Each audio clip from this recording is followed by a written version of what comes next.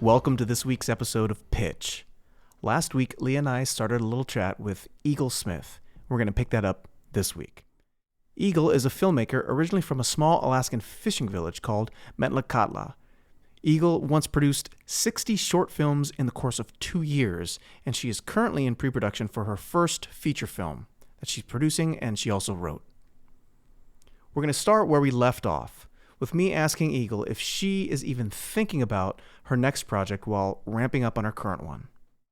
I want to ask about your thought process on your next projects. And I know you're in pre-production on a feature, your first feature, correct? Yeah. So maybe your thought process isn't even on your next projects because this is going to be so consuming for so long. But what are, if any, your thoughts about the next stories you want to tell, and are they contingent on this process that you're about to embark on? I do have a next project that I've already started, and it's more of a long-term kind of thing. So it's separate, but to answer that part of the question first, it's actually not contingent upon this process.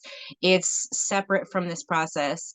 I have a pilot that I wrote about, it's a modern day Robin Hood, and it's about a city native because we don't see that part of natives in depicted in film and television. So it's about a city native who is in a gentrified neighborhood, and she decides after she loses her home, it's time to start stealing from the rich and giving to the poor.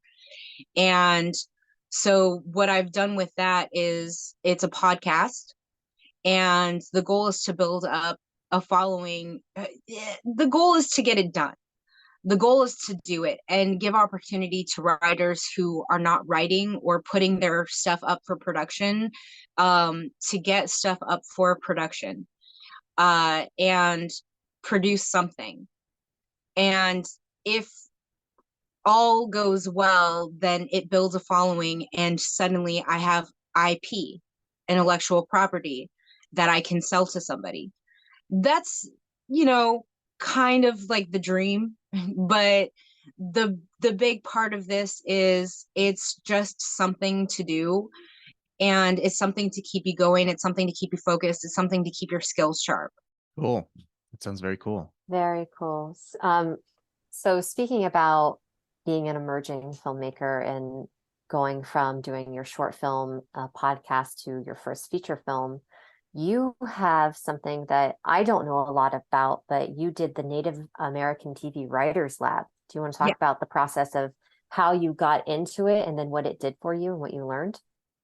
Yeah, so that comes with a little bit of a backstory. As I mentioned earlier, I'm an actress, and I was actually up for a role in Killers of the Flower Moon, which I lost out on, and it was one of the most devastating days of my life.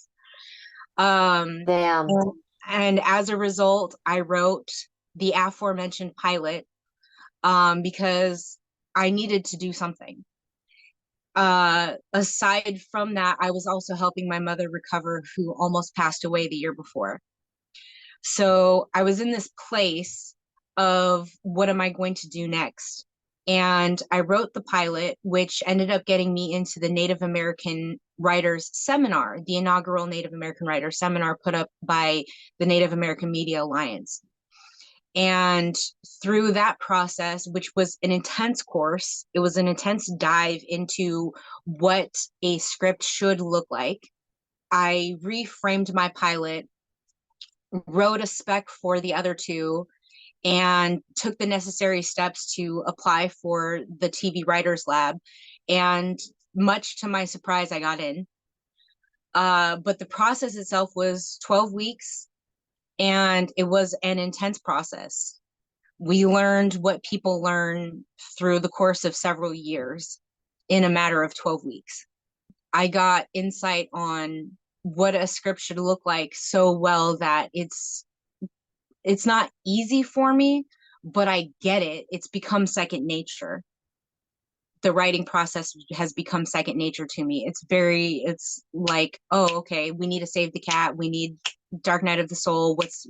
How is this going to end? We need to know how it ends before we even know what journey they go on. So the process itself was really intense. There were 12 of us, and oh, excuse me, it wasn't 12 weeks, it was 8 weeks. There was 12 of us and it was 8 weeks. It But it just felt was, like 12 weeks. yeah. And once we were finished, we actually were awarded from Netflix a writer's grant of $10,000 each. So much thanks to Netflix for believing in us and for giving us the opportunity that we got. But yeah. I don't know what else to say on it other than I was tired and I read a lot of scripts and I did a lot of writing. I learned that I can do a 25-page redraft overnight. I can cut my script from 60 pages down to 46 pages in the matter of several hours and still have the same story. I learned a lot about myself and what I'm able to do. And the biggest one that I've learned is that I'm not married to anything that I write. I'm not married to it at all. I'm married to the story. The story is going to be there. But if you tell me I have a 110-page script and needs to be 105 and you want the whole first beginning redone, I'm going to have that done, but over the weekend. So I learned a lot about because I'm really willing to let go, I can do these major turnarounds overnight. This is like some of the most important stuff for writers to be able to handle and to manage is cutting their darlings, editing their work in service of what usually is a better script and a better story or a better way of telling their story. So hats off to you for going through that process. It's Machiavellian. It's quite Machiavellian. The ends justify the means. The end result is if I have a pilot that sells, then so be it. Then there go 4 characters. Sorry, bye. Yep. I mean, that's something that Roger Deakins talks about. He says when you're doing location scouting, when he's doing location scouting and he goes to a place, he says the sin that you can commit that's the worst sin is you have to think about where's the lighting coming from, because it's not about that. It's always about the story. And that's something that you just said. You were like, I can change this, this, and this. A, B, and C, gone, fine. But it's the story. That's the battleground. That's the thing worth fighting for. That's the thing that you don't change. Yeah. And I found through the process of the lab, especially, that one, many people are married to what they first write, and that can hold yourself back because the story is still there. My protagonist in the pilot from the lab, called Burden of Proof, is a epileptic lawyer who gets psychic visions. And originally I had her with 4 daughters. But as I read the script and got notes, I said, okay, she doesn't need 4 daughters or a dog. Goodbye, dog. Goodbye, other 2 daughters. Just don't need it, because the story is still there. She's still an epileptic lawyer with psychic visions, and she still has this thing happen to her by the end of the pilot that makes her want to join the crime world. So that is still there. It's irrelevant. It became irrelevant to me to have extra characters, and so I took them out. Easy peasy. I know that's not easy for people to do. Like you just said, not many people are willing to kill their darlings. But I don't know. The story is the darling to me. And if it helps the reader see the story better to take out mishmash, I'm going to take out the mishmash. This may be feel like somewhat of a provocation, but in your stories, do you feel beholden to accurately represent non-native people through either consulting people, or do you feel like the non-indigenous or non-native characters in your stories are there to serve your mission statement of helping the world and the entertainment industry see natives in a different light, which is like your perspective? So that's a really good question, and I like that question a lot. And I'll answer it with this. As a city native, I grew up around non-natives. So in my stories, I write what I know, and I write who I've come in contact with on some level, and I don't consult non-natives about how they want to be represented, although that is a really good point, because if I represent another culture, for example, in Burden of Proof, one of the main characters is Maori, because I never see Maori on screen. I've seen like maybe twice in my life. And ironically, Cliff Curtis is a wonderful actor and he's Maori, but nobody ever talks about him being Maori. Yeah, he plays everything else under the sun except Maori, which is the irony. Yeah, yeah, Yeah. exactly. So I made one of the main characters Maori, but I kind of cheated and he's adopted. So he grew up in a non-native world, just like the city native that I wrote in to be the protagonist. Okay.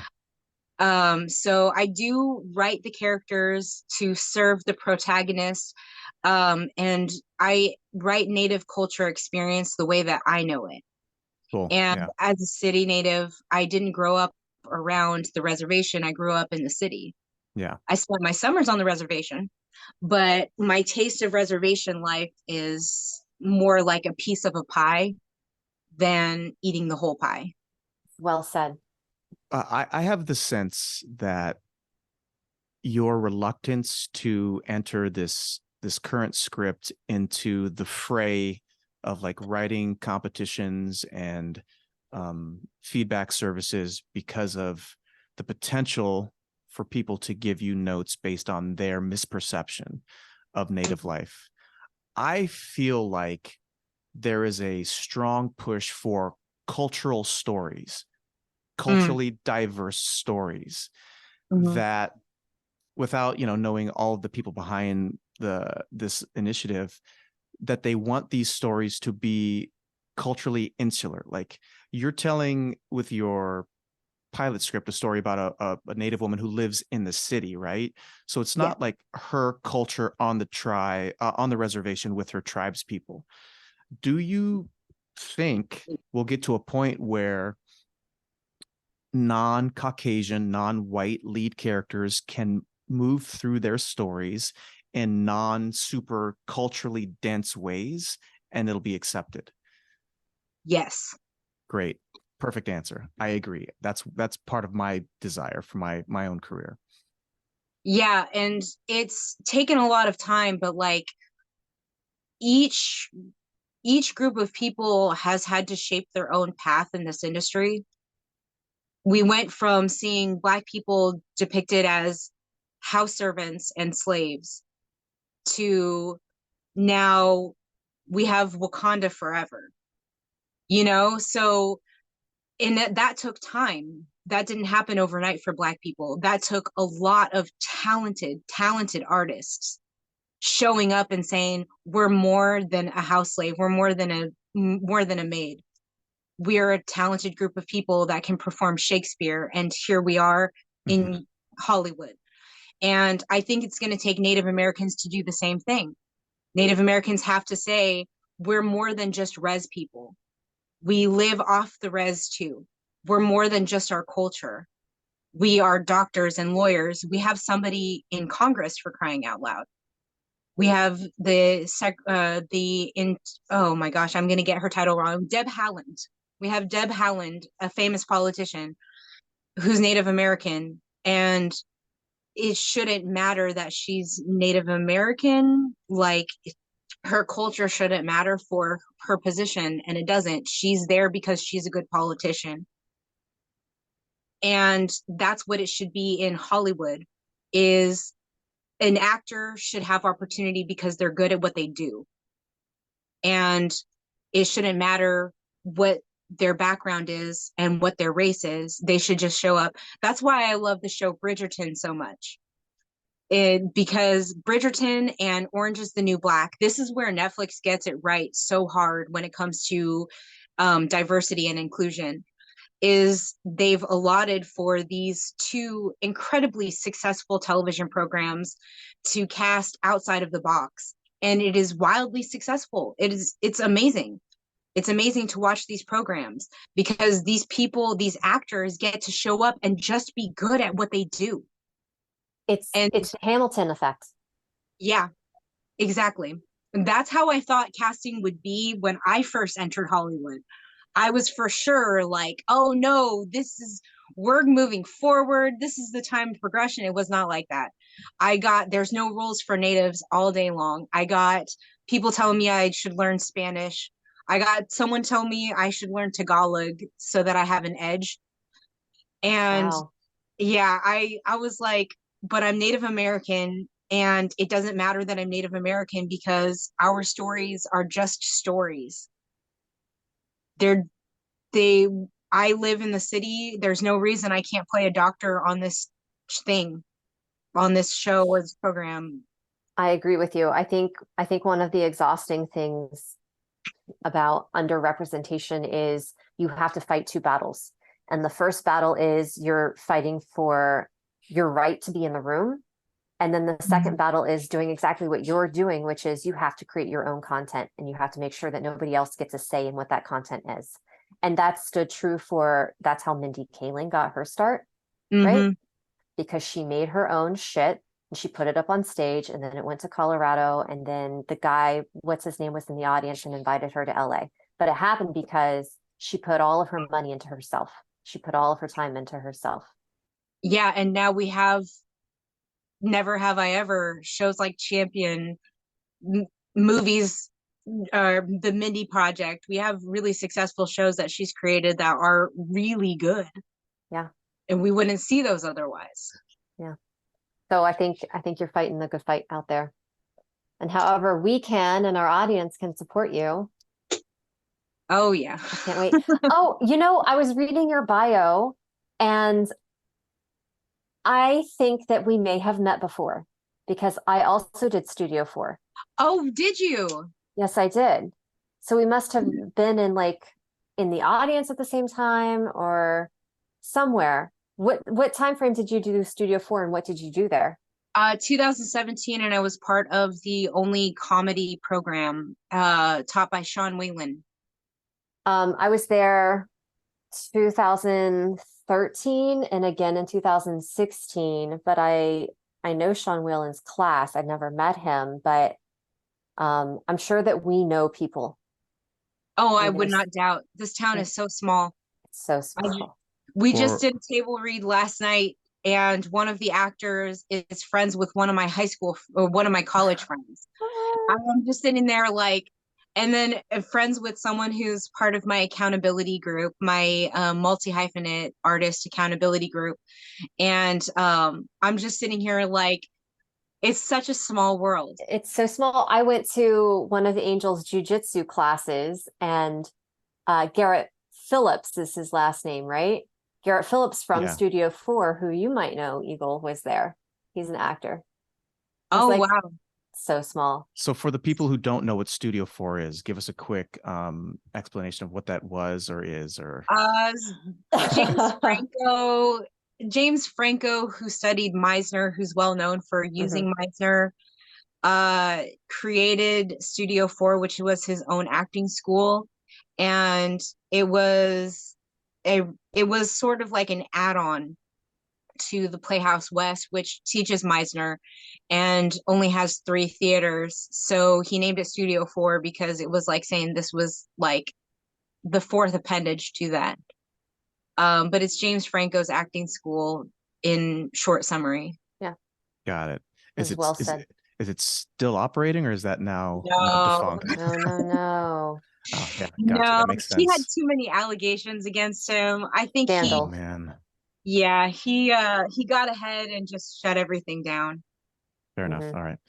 Yeah. Cool. Well, Eagle, Leah, did you have more? You have one more question. I have one more question. Cool. So one of your short films made it into a film festival. I'm blanking on the name. I want to say Monaco, but that's not right. Oh, yeah, it was the Monaco Film Festival, and it was a short film called Red Velvet. Originally, we shot this for the 48-hour film festival, and our director, who is from Africa, wanted to get it anywhere else and submitted it. We got into the Monaco Film Festival. Did you end up going? No, I unfortunately am a poor person. It would have been nice to attend the Monaco Film Festival. I'm very grateful that they showed our project It would have been very expensive to attend the Monaco Film Festival. It's a very expensive part of the world. Yeah. That's One one day, of the though. things. One Yeah, day. one day. Yeah. That's when you're talking about budgeting for your feature film, that's one of the things that people forget. Like when you're budgeting, it's usually done in thirds, right? Like a third of it goes to production, Hmm. a third of it goes to post-production, and a third of it goes into marketing. And part of marketing is making sure that you have plane tickets to the festival that you want to go to, Hmm. that unfortunately, you have to buy. Sometimes you have to buy certain badges, or sometimes it's included if you win. And then you have to think of the hotel room and then a PR person, because a PR person at a place like Cannes paying $10,000 is worth it, because that PR person connects you to the parties that are happening afterwards. Hmm. And that's where your community can be found. Oh, yeah. But all of it is all of it is money, money, money. Money, money, money, money. And you know what? It all builds. Sometimes with one project, you've just got to start small, work with what you have, and build up a name for yourself so that the next project you're doing A, B, and C. Yeah. Well, Eagle, this has been an absolute treat to get to learn a little bit more about you for myself. And I wish you the best of luck with your feature. It sounds fun and hilarious. And I love that it's like self-aware and also like poking fun at a lot of like stuff that Hollywood has gotten wrong. It's kind of turned it on its head, Yeah. right? Yeah.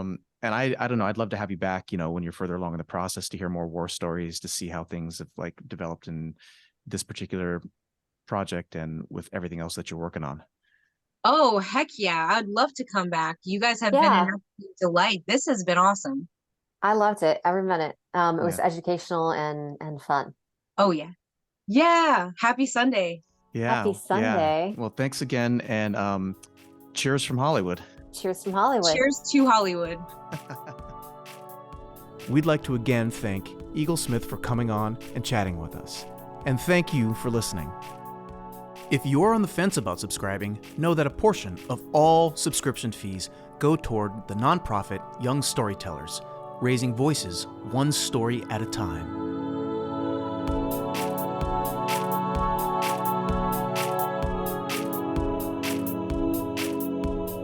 We here at Pitch support and stand in solidarity with the members of the WGA and everyone supporting their current fight for fair compensation and their rightful place in the future of film, television, and streaming content production.